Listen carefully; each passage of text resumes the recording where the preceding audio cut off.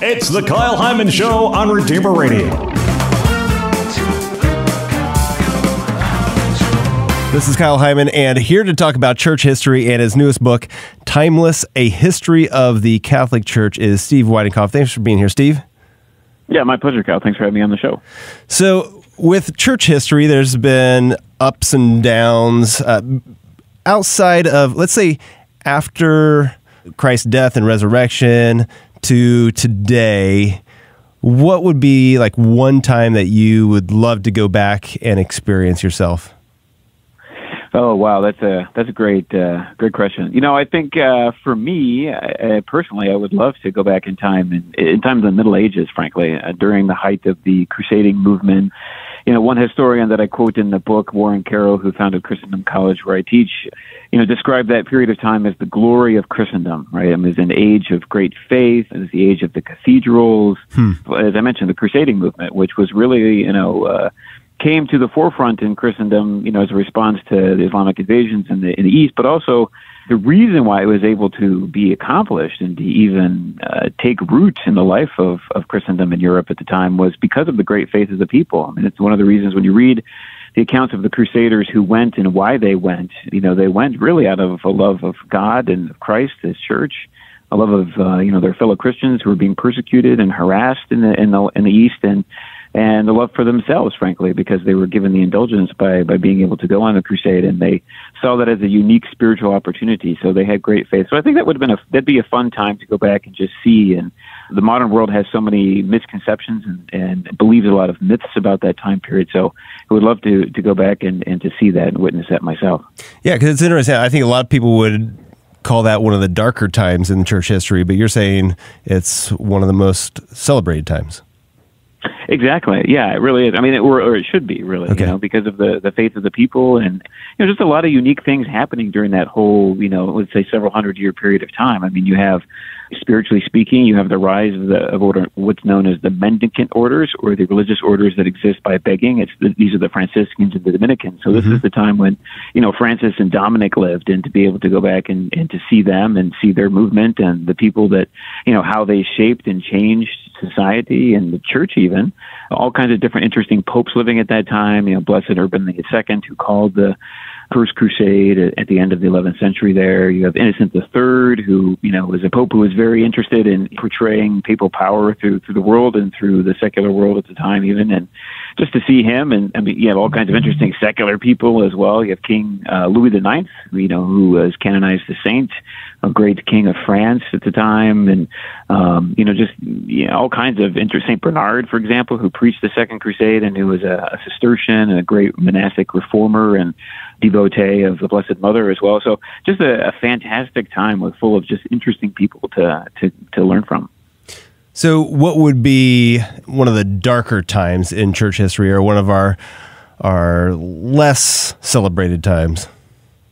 Yeah, so also a great question. I mean, there unfortunately there are many, right? I mean, the church is comprised of fallen yet redeemed creatures, and when you study church history, what we're really doing is studying the actions of the men and women who have come before us in faith. And sadly, there are those in the church's history who didn't really live out their Christian vocation in the way in which they should have, and even sadly at the higher reaches of the church's authority on earth, and office holders, including the popes, right? So, and I don't shy away from that in the book. As part of our history and learning our history, we as Catholics have to know the ups, the downs, and be able to understand them in the historical context. So, I think the dark time, or one dark time that would be really interesting to go back and look at, just to see how it affected the day-to-day people in the church, is what I call the 14th century papal crisis. So during the 14th century, in the 1300s, you had two things that greatly affected the papacy in the church. And the first was the movement of the papal residents from Rome to Avignon in the south of France. So when Clement V did that in the early part of the 14th century, the popes ended up living in the south of France for 70 years. So, you can imagine today, right? I mean, the Pope is the Bishop of Rome. If Pope Francis, not that he's going to do this, but, if he were to wake up one day and say, well, I'm going to, move back to Argentina, or whatever, I mean, it would be kind of traumatic for people. It would be, well, why is he doing that? I mean, it's called an ecclesiastical abuse of absenteeism, where you have a bishop who's not living in his diocese. The popes in Avignon are still the bishops of Rome. They're just not living in Rome. And you can see how just, how difficult that would be, how scandalous, how disruptive to the spiritual life of the people in the diocese and even the universal church that would have been. So that would have been interesting to see and experience that and see how that affected the people, not only in Rome, but out throughout the universal church. And then later in that time period, they actually do come back to live in Rome through the actions of St. Catherine of Siena, that great mystical saint. She's able to convince the Pope and kind of strong-arm him in her unique spiritual way to come back to Rome, and so they do. But when they get back, soon after that, you have what's known as the Great Western Schism, where at one time in the late 14th century and into the early 15th century, you have not one but three men claiming to be Pope. Now, there's only one legitimate Pope throughout this whole problem, but you have these two anti-popes. And there was great confusion among the people even. You had different secular rulers lining up supporting this guy over this guy, and just a time of great confusion and difficulty. And sadly, that kind of 14th century papal crisis, as well as some other ecclesiastical abuses that were in the church at that time and later in the 15th century, as we get into the 16th century as well, that kind of lead to some of the issues that cause, in part, the Protestant, commonly called Reformation, what I refer to in the book as the Protestant Revolution, because it really was a revolt against the church. But there were some reasons. There were reasons for why the Protestant revolt happened in the 16th century, and as Catholics, we can't just blame it all on Luther and Calvin and Zwingli. We have to look at what was going on in the church at the time and why these men were even able to participate in that revolt. We're talking with Steve Weidenkopf, the author of many books on Catholic history, including The Glory of the Crusades, The Real Story of Catholic History. You have your 20 Answers on the Reformation and Epic, A Journey Through Church History. The newest book, Timeless, A History of the Catholic Church, is out, and this is a really thick, thorough book. And before we kind of get into some of the content of this book, one of the things that you said was that it's important that we know and study church history. And my question would be, why? Why does it matter how we got to where we are? Can't we just look forward and say, all right, this is where we are as a church, and we're going to continue? Yeah, no, that's a great question. And I go through that in the first part of the book, frankly, and to look at, there's many reasons why I think we should study church history. And the most important of which is that we need to, we have to understand the past in order to really kind of appreciate and comprehend the present. Like, in order to understand how things are in the church today, and even frankly in the larger world, and especially in terms of Western civilization, what our world is today didn't happen in a vacuum, right? There are many different events and people that influence our world today, and if we don't, that happened, obviously they did that in the past, and if we don't know them or don't understand the events that led to certain things in the present world, then we're kind of at a loss to understand our present world. Mm-hmm. And if we don't know that, then we really can't shape our future, frankly, in an authentic kind of way. So I think learning history and learning church history in particular is important for that reason. I mean, I also think that by learning the history of our faith, we grow deeper we should at least grow deeper in a relationship with Christ, right? Because any kind of learning about our faith, any kind of catechesis that we engage in, whether it's through scripture study or studying the doctrines of the church, or also church history, should help us grow deeper in relationship to Christ. And, also studying church history gives us a sense of our own personal identity. What I try to really bring out in the book is that for us to have a different vision of history, right? So many people, I think, come to the subject of history and see it as boring. Maybe it was taught in a way that was very boring to them in high school or college or other, schooling. And instead of seeing history for what it is, the study of the men and women who have come before us in faith, what I like to call our family history, right? We're really studying our spiritual genealogy when we study church history, just as we would study our own family genealogy.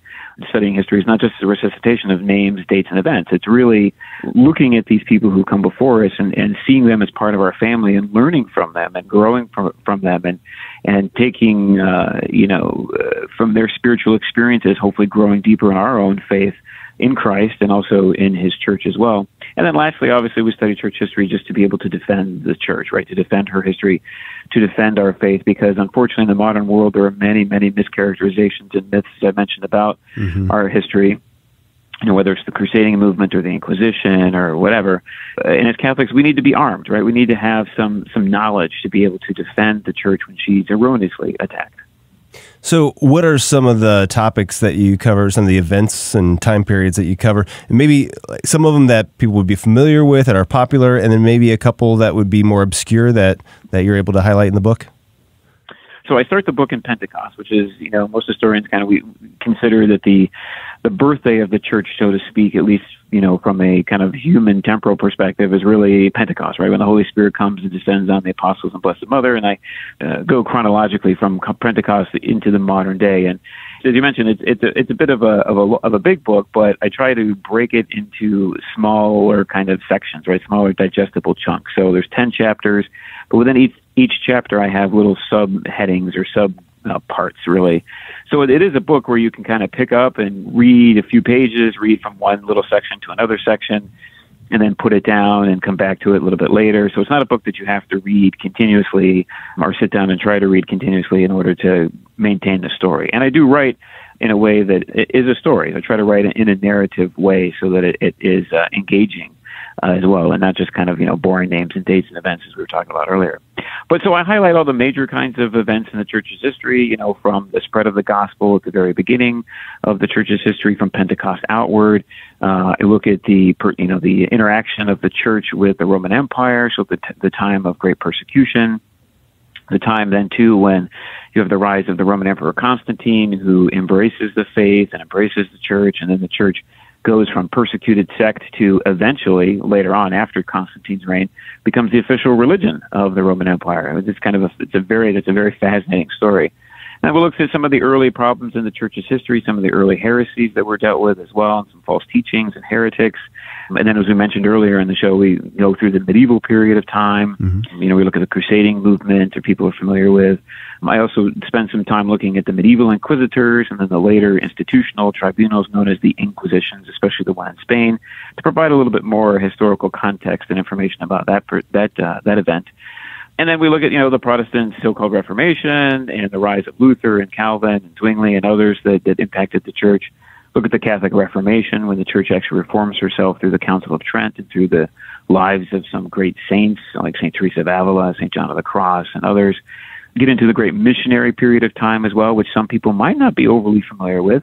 As a part of that 16th century Catholic reforms, you have great mystical saints, you have great activist saints, people like St. Peter Canisius, who missioned among the Protestants in Germany, St. Francis de Sales, who missioned among Protestants in France and around Geneva and Switzerland, modern-day Switzerland. Look at the story of the North American martyrs, which some people are familiar with, but not maybe some others might not be so. St. Isaac Jogues and St. Jean de Brebeuf and their companions, these 8 Jesuit priests and lay brothers who were killed missioning among the Native American tribes in what is now modern-day New York State and Quebec. Also look at the Age of Discovery with Christopher Columbus and the church's teaching on slavery, which I know comes up frequently as well, and how the popes, constantly condemned the practice of the slave trade. Although sometimes we hear the opposite in modern media today. They like to say that the church never condemned slavery, which is not true. And we look at the modern world, so the rise of the modern nation states, democracies, and how they impacted the church. I look at the pontificate of, Blessed Pius IX, who reigned for a very long period of time, and all the nationalism that was going on in Italy and the loss of the papal states, the Pope's, own secular temporal holdings, and how we have the creation of Vatican City State, which actually wasn't created until 1929, when the Vatican, the Pope signed a concordat or a diplomatic treaty with Mussolini, actually to create the Vatican City as we know it today. And then I end, briefly with John, with a discussion of the pontificate of St. John Paul II.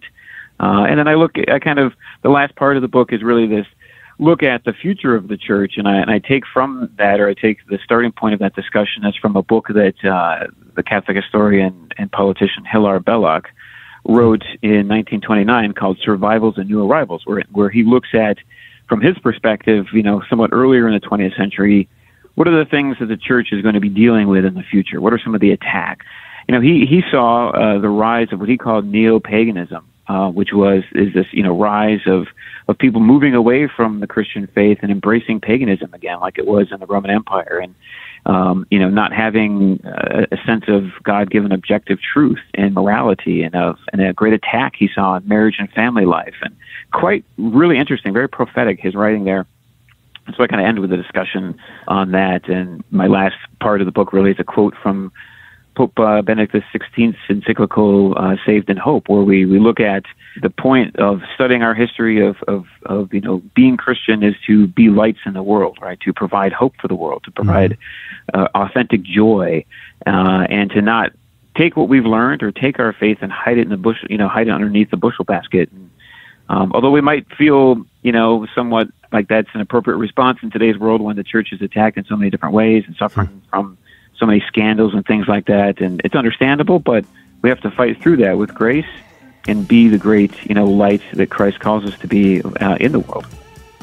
Well, it's you just running through that. It's just a little bit of it because there's so much content in here. So where can people go to get a copy of the book?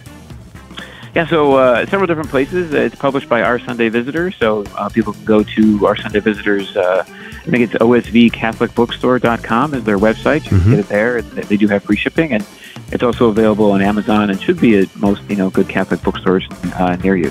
All right, again, it's called Timeless, A History of the Catholic Church. So much great content in here. Get yourself a copy. Again, thank you so much, Steve Weidenkopf, for sharing this with us and reminding us why church history is so important. Appreciate it.